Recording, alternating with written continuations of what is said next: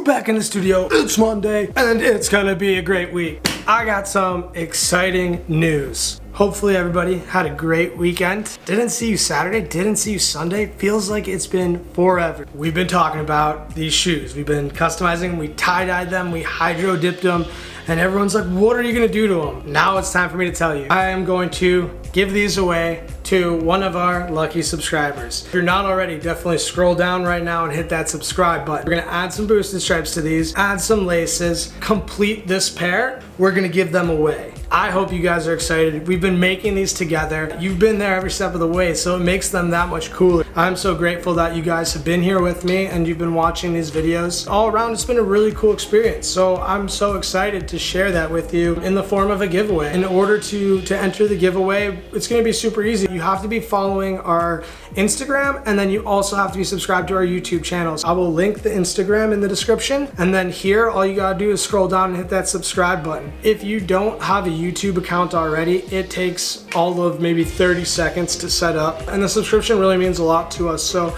we would greatly appreciate it if you took the time to do so. I think it's a great deal. 30 seconds to sign up, and you can win these.